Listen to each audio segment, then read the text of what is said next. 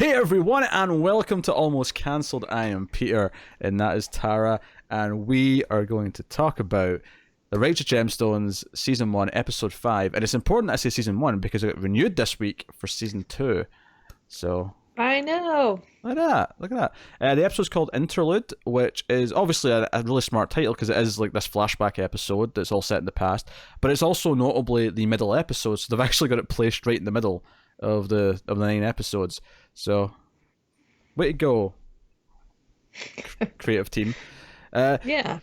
So Turns yeah, out they have good writers. so we're set in the 80s. It is a slightly longer episode, but so was last week's actually. This one and the last one were both about 40 minutes. So it was basically at the point where it's like a full hour long network show. You know, when they take out the ads, that's about the length of them. Which is not a complaint. In fact, it's actually the opposite. I am liking the meatier chunks that we're getting.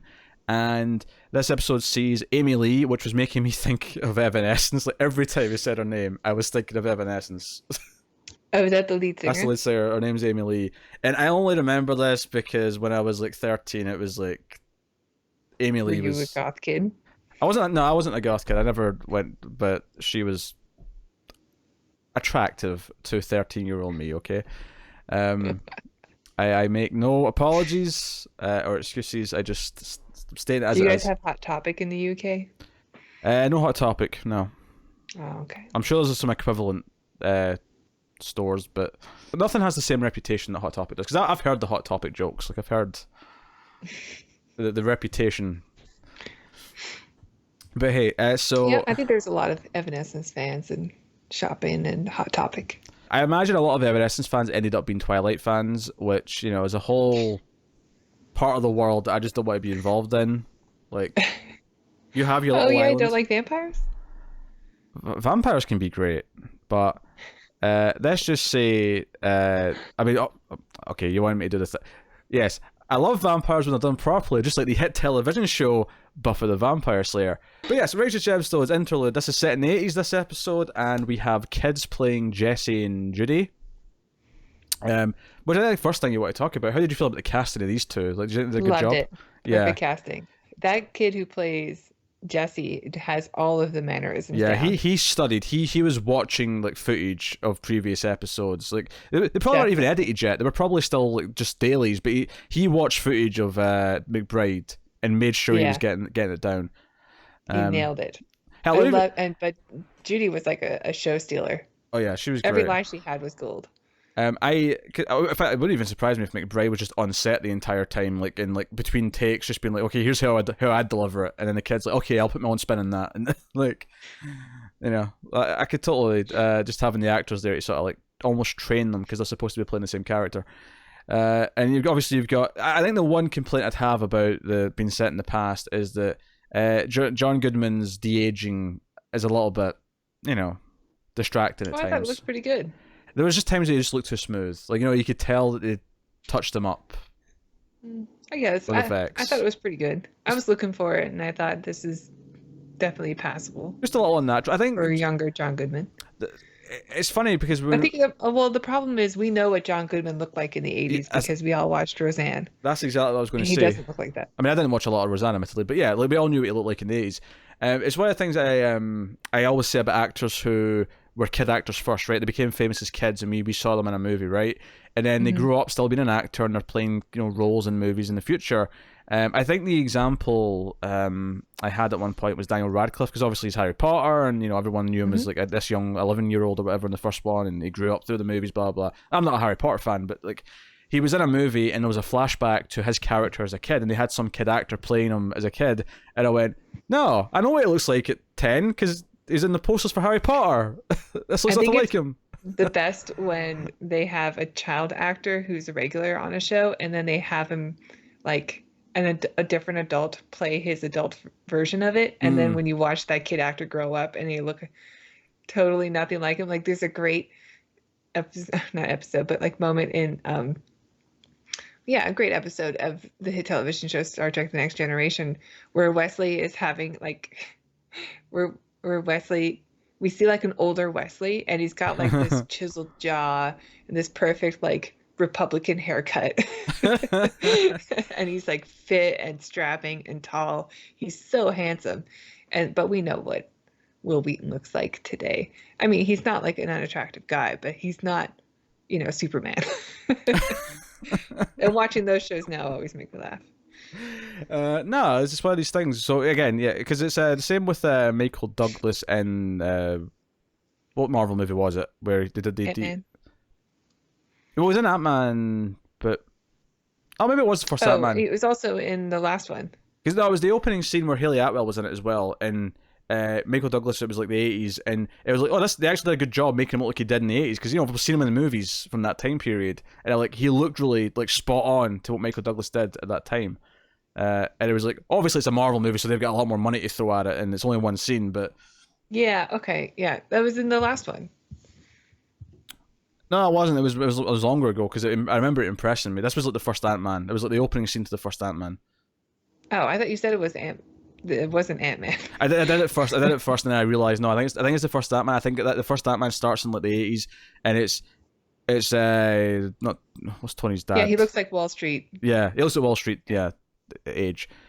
But yeah, it's just like Anthony Stark and Haley Atwell's there as Peggy, who's in like slightly older age makeup because she's obviously this is the 80s and she was Peggy in like the 40s, so they've got her in like. You sure it wasn't the last one when Captain America has to go like?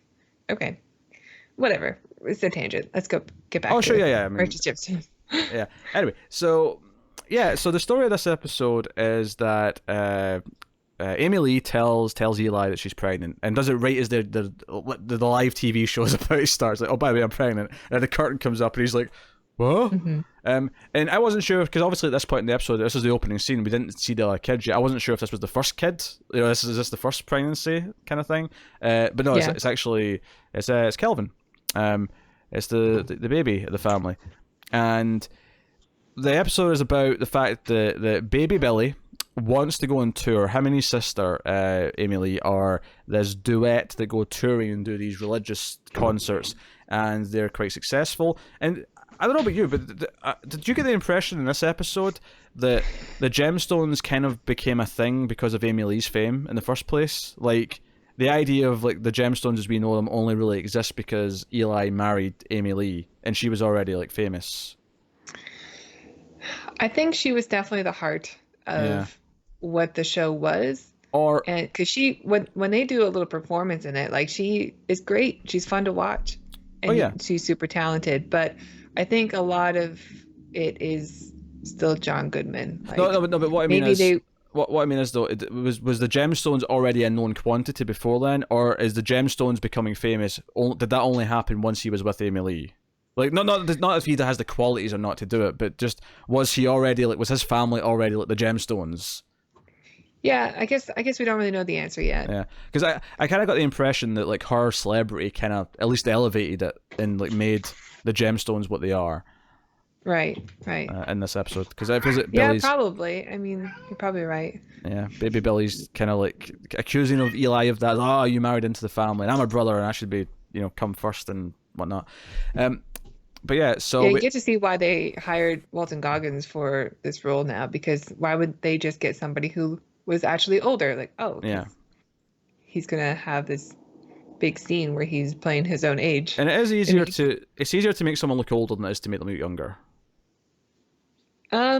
You say that, but the de-aging is looking pretty good now, and old age makeup is still struggles sometimes. Well, in a comedy, it's easier because it doesn't have to be perfect. Like, it's when we see Goggins in present day, it's not like he looks like a real old person. It's kind of silly, but it works in the tone of the show. It does, yeah. Yeah, and it's a lot cheaper than de-aging someone. It's a hell of a lot cheaper. They basically just put a white wig on him and just call it a day. Yeah, and bleach his teeth. But we get this great scene where they mimic the opening. Remember back in the first episode, the slow motion shot of them all walking into the restaurant, and the crown was above Eli. Mm-hmm. They do the same thing, but it's like they're together as a married couple, and the crown's above them. And this is the scene where they're telling the kids that they're getting a new baby brother or sister, and the kid playing Jesse was perfect. Like he like his mannerisms, the way he phrased things, like I just heard Danny McBride the whole time. Like, he's great. I don't think you should have another kid. I don't want a little brother or sister. Yeah, you know, he's perfect at it. And him and Judy are threatening to stab each other under the table, and Judy's delivery sounds like her. And we'll get to the best line of the episode. It might be from her. Oh yeah, Later it definitely is. Something to do with a And bird. the second line that comes from John Goodman after she says it. Yes. Well, not even that. It was we'll just talk about it now because we're already talking about it. But so there's an exchange later on after young Jesse has been caught arranging. You know that thing that happens in like that trope of like rich people making homeless people fight for money and like forcing them to fight like, as if they're dogs. Jesse does that with the younger kids and makes them wrestle for the amusement of the older kids and gets caught. So they're giving him a stern talking to, and Judy is over by the stairs listening to everything. They're like, oh, go upstairs, Judy. And she's like, no, I like hearing Jesse get into trouble. It twitches my bird. Jesse's the only one who gets it, where he's like, oh, Judy, sharp. And Jugga was like, what? What's a bird? Is she talking about her private parts? And then Judy, without skipping a beat, goes, yeah, that's my private parts. About my private parts. She's so good. Yeah, Judy is really funny in this scene. It really cracked me up. No, she's still, because this is an episode that I would argue is actually not that funny, and that's not a complaint. It's really emotional, actually. It's a drama. This is a drama with a few good jokes. And it really, the whole point of the episode is to really frame what the rivalry between baby Billy and Eli is, and what's kind of like split them up all this time, and what this tension comes from. Not just that, but it was really good to see like where the gemstones came from, or at least what they used to be when Amy Lee was around, because you could tell like she's nothing but like pure love in her. Oh yeah, like in her performance, like she's doing everything because she really believes what she's doing is right. She's super humble, and you can see the difference between what their show used to be, their televangelist show used to be when she was around, versus what it is now, which is just money. Like they've lost their way, you know. Yeah, to the point where there's a scene where they're on the lot that will become their new estate, like their big ranch with multiple houses. And because he even jokes that, oh, we'll build houses for the kids so they can be with us forever, and they both kind of joke, say, we don't want that. But that's how it is. We've seen it in present day. Yeah. They all have houses that are on it's a very big property, but I mean, so they're kind of spread out for, you know, like they're like a few, I don't know, blocks worth apart each house, but you know, they're all there. And yeah, so we get the sense, no, you know, we've already been so blessed, we shouldn't do that, you know, kind of thing. Also, did you have the Misbehaving song like sort of annoyingly stuck in your head for a while after the episode ended? Because yeah, it was good. It was really catchy. Yeah, it's just proof that lyrics don't matter. It's all about the tune. Yeah, I have always thought that. That's why I like the Red Hot Chili Peppers so much. Lyrics are nonsense. It's just a bit of tune. Give it away, give it away, give it away now. Give it away, give it away, give it away now. Yeah, that. Interpret that however you will. It's about sex. It's about private parts. It's probably about sex, yeah. Private parts. What I gotta give it to your mama. Yeah, probably about sex. I have never heard, just to go back to the funny Judy line, I have never heard someone refer to a lady's crotch. I'll try to be as polite as possible how to phrase this. I'll just say it. The vajayjay. The vajayjay. I'm sure she heard it from her brother and just applied it to her own private parts without thinking that they were different. Wait, have you heard a penis referred to as a bird? Yeah, I think so. Well, maybe not. Yeah, I've never heard that. But it, like making your bird twitch sounds more like about male genitalia than it does female. Anyway, so no, really funny line. And Judy has a birthday party. But the main plot is that the baby Billy is upset because this pregnancy is going to contradict directly with his. It's going to clash with the schedule for a tour that he wants to do with Amy Lee. We're going to do a reunion tour. We're going to make so much money. And then she's like, sorry, the baby's due in July. And he's like, we'll be on tour in July. No, sorry, no can do. What do you expect them to do? It's not even like, abortion's not even an option for you people. Like, yeah, right? That one's ruled out. He's just taking it personal. Yeah. Like, you'll just have to do it while pregnant because he only has one thing on the mind, which is money. Yeah. Which is kind of what Eli is also becoming in the future. We've seen that. Yeah. And obviously, eventually, it sort of says, "Oh, I'm happy for you, Amy Lee, but like, Yeah. I'm financially in a really bad place, and like, could really because he's had 3 divorces. We find out at this point, and this Yeah, is and he's got a son that we've never seen. yeah. Where is this son in present day? Because he's going to show up, right? We're going to get like adult. He has to because he is so bizarre. Yeah, we're going to get like 45-year-old weirdo showing up at some point. Yeah, bizarre because he makes He's like got to a be around the same age as Jesse. yeah, it would be yeah, maybe like just like a year or two younger or something like that. But yeah, We better see him. Yeah, we better. I Maybe think we he's will. actually Keith. Nah, Keith's a bit younger. He's closer to Kelvin's age, right?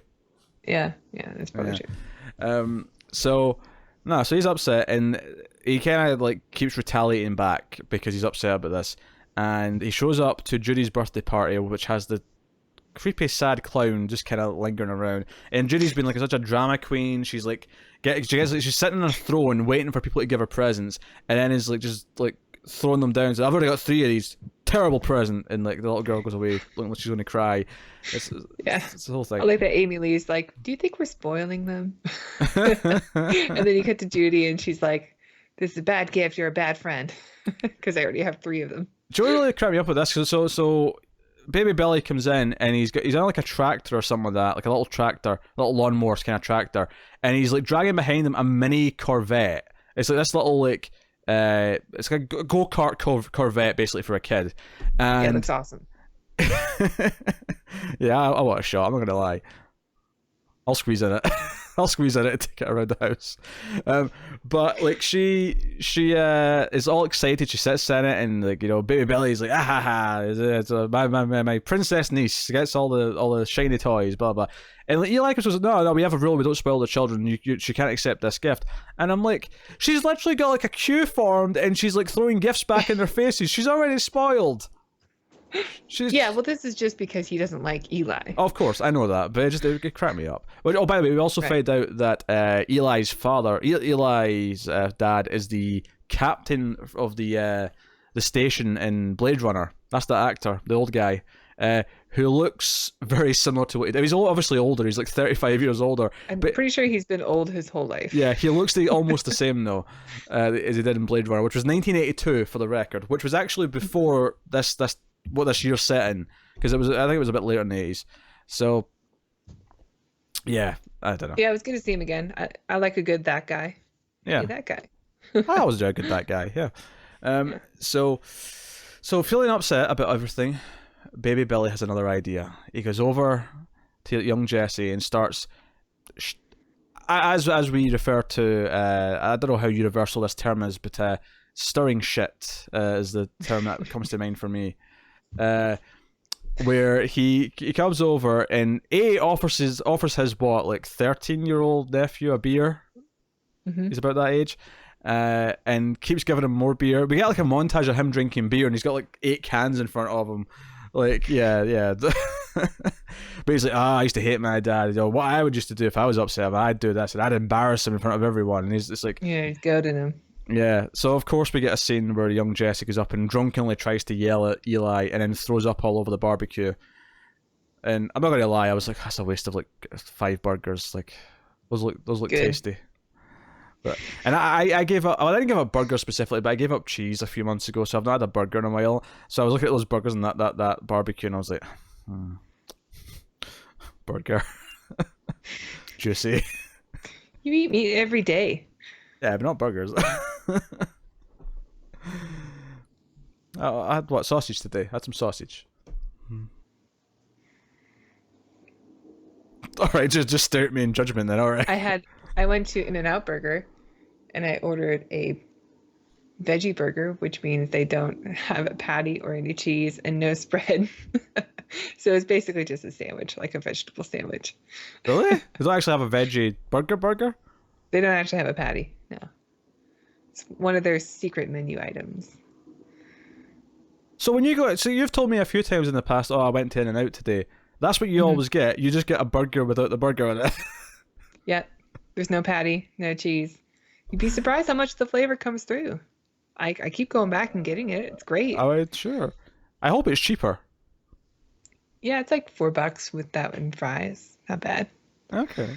Okay. See, guys, you can still be unhealthy as shit even when you're a vegan. It's possible. Yeah. You could do it. I mean, I've lost like no weight since I went vegan almost 2 years ago because we have plenty of junk food. Yeah, maybe I could be vegan. There's all this junk food still available. That's all I need in life. And you would save animals. Yay.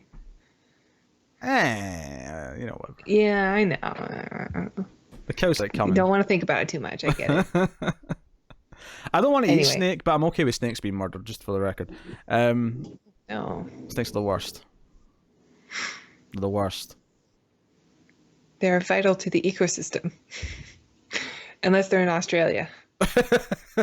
In which case they're close to taking over and being dominant, so just kill everyone you see. Yeah, and maybe even Florida. Yeah. Pretty much every plant and animal in Australia is trying to kill you. You know, if it's not Yeah, don't go to if it's Australia. not venom or poison, Although the people there are really awesome, so if it's not venom, you know, if it's plus and not minus. if it's not venom or poison, the kangaroo will try to Hemsworth. punch you to death. What was it? It's a Hemsworth. It's a Hemsworth.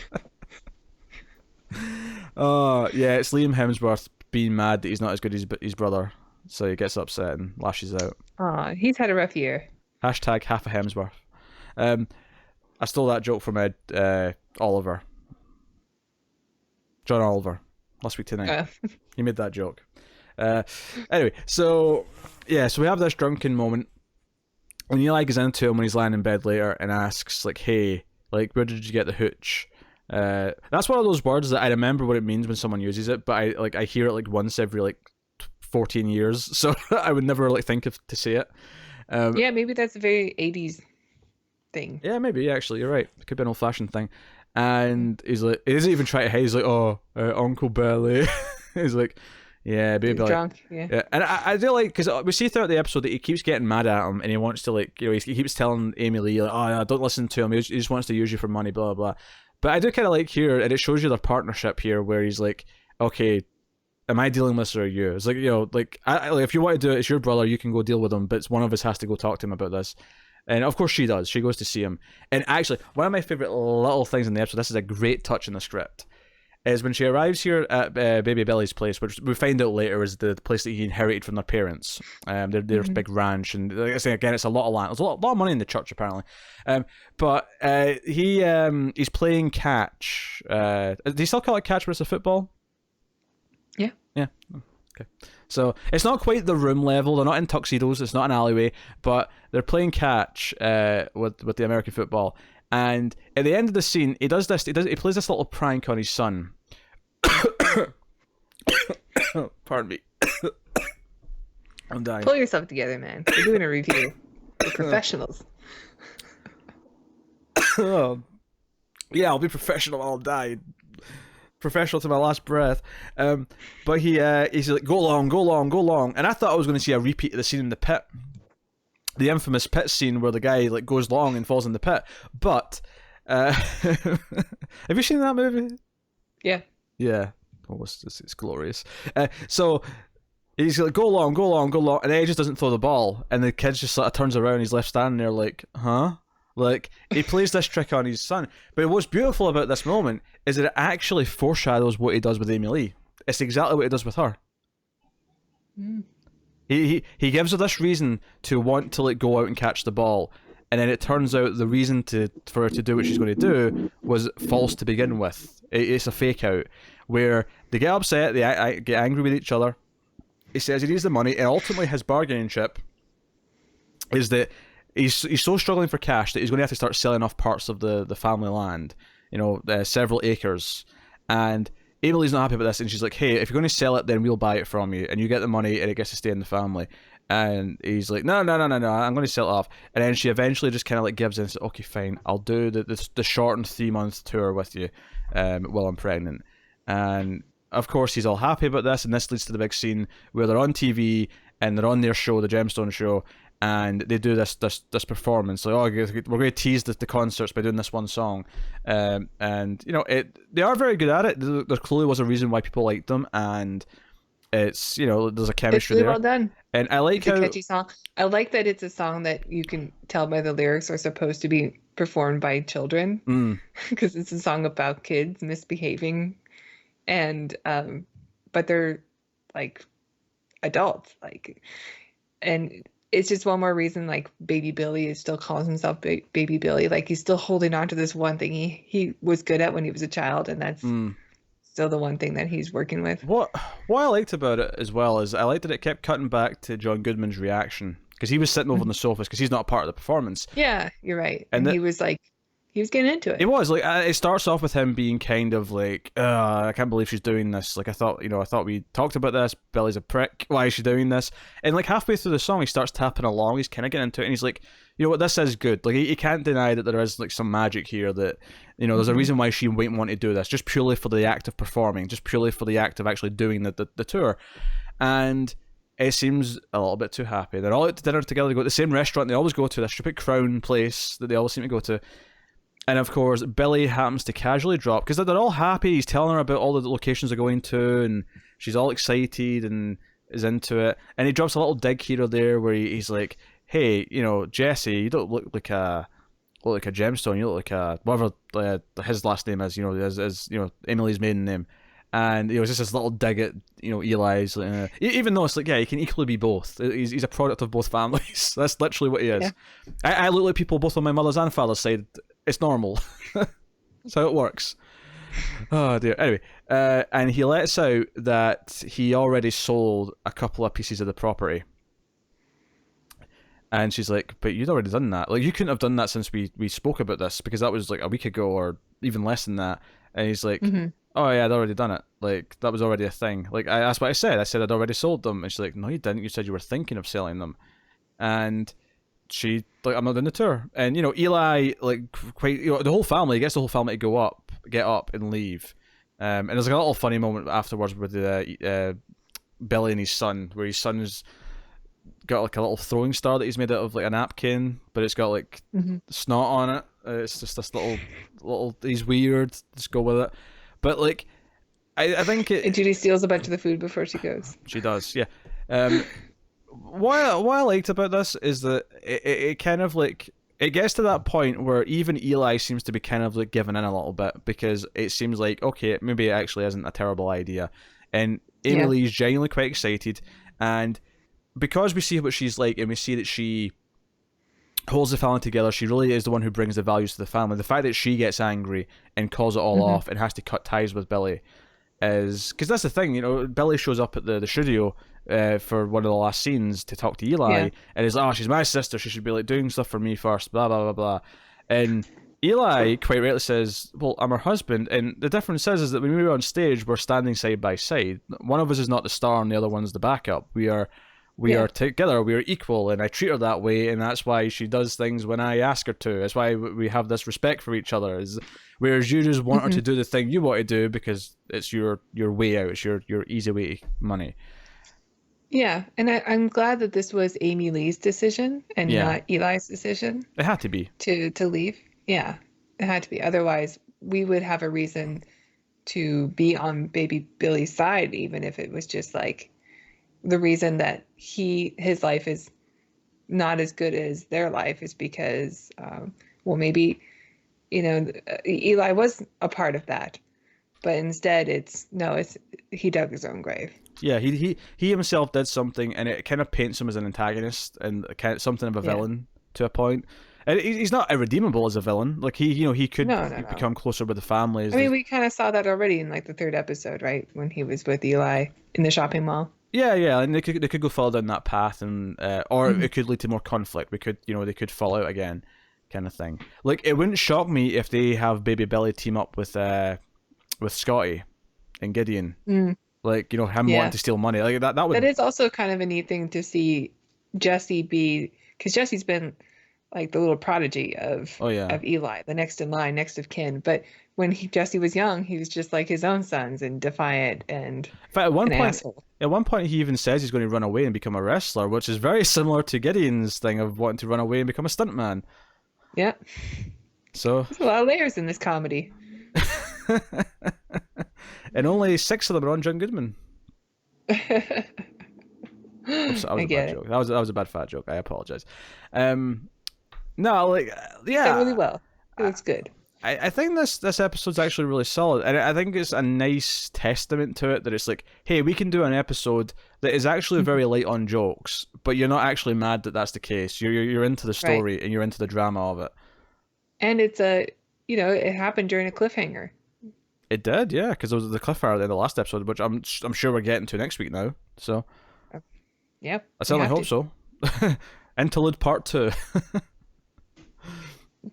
And Interlude Part 3. We'll get back to that cliffhanger in Season 2, folks. So the rest of the season's set in the 80s.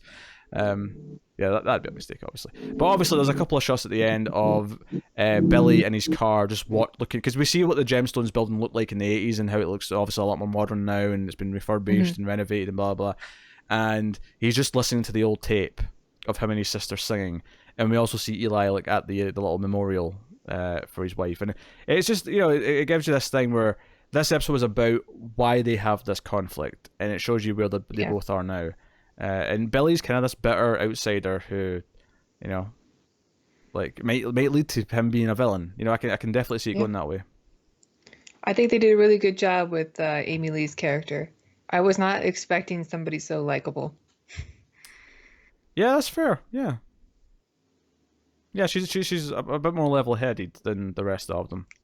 Well, it's her intent. The intent of the televangelist that you see on TV is doesn't seem to be all that good. It seems to be just about money. Like, donate to this and I'll pray for you and help me get my jet, my second jet. That's what God wants. But and that's what I was kind of expecting from all of the Gemstone family from what we've seen so far. But her intention really is to just spread love and the gospel because that's what she believes in, and there's no intention of anything other than It is worth like mentioning. good intentions and love, It is worth mentioning. heart. Eli's father does make a comment about how extravagant his life already is, because he says all a preacher Yeah, needs is four walls in the book. Like that's all the preacher needs. yeah.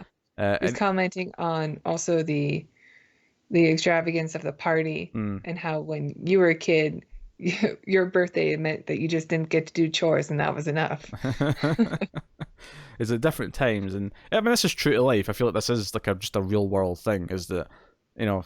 there was a shift where now kids do get spoiled. Assuming the parents can afford it, they will spoil their kids for their birthdays and Christmas. It's just kind of a normal thing across the board now. Not that everyone does it, because obviously some parents will be a bit more strict and have their own beliefs Hmm. and values as to what they want to do, but it's a pretty normal thing. I feel like even just Yeah, I agree. Like remembering if you from don't have to struggle, then yeah. yeah, like you would choose not to. Yeah, because if I remember just my childhood, like I remember like it felt like most kids were spoiled at Christmas. Like I don't remember anyone feeling like oh they didn't get much. Like it was always Mm. everyone got like a boatload of stuff. You woke up and the couch was covered in presents. That was Christmas Yeah, as a kid. yeah, yeah. Um, We come from the baby boomer family, your generation parents, so yes, the whereas ones, millennials' children are handled back to just getting a nice little bit of cake, and that's all you get because we're all poor. yeah, Because the boomers ruined we spent everything. all our money on our phone. Oh dear. So yeah, solid episode of Gemstones. So by all means, let us know what you think of the episode in the comments below. Like and subscribe, all that stuff. Get us on the Twitters at @mailed_fuzz for channel updates. And I was going to try to think of a joke with Twitter being bird related and tie it back into the Judy line, but I couldn't think of anything to wait in time. So yeah, go do that. And yeah, rate the audio podcast on Apple Podcasts 5 stars. That helps out a lot. And of course, God definitely wants you to go to patreon.com, don't they, Tara? We sure do. Why, for $1. $1. Say it again, Sister Tara. $1. Praise be. Donate to Mild Fuzz campaign. Help Peter keep the lights on. Oh, and feed Maybe the he'll pray cats. for you. Yeah, maybe. Don't. Yeah, bonus stuff, of course. You get bonus episodes of some of our podcasts, and The higher tiers have things like names at the end of the videos and voting for certain shows and things like that. So go and have a look at patreon.com/MailFuzzTV. Tara was too busy laughing at my joke and continuing it to actually give you any of the pertinent information that is required during the Patreon plug. It's on the screen. And the audio podcast people? They should also check the YouTube page for all of their Patreon needs. The Mail Fuzz Please, Richies. I'm so hungry. My dog is withering away. Yeah, Tara's hungry for that second jet, so go to patreon.com. But that is us. So thank you once again for watching or listening. We always appreciate it. Keep watching TV, guys. Have you got any vanilla?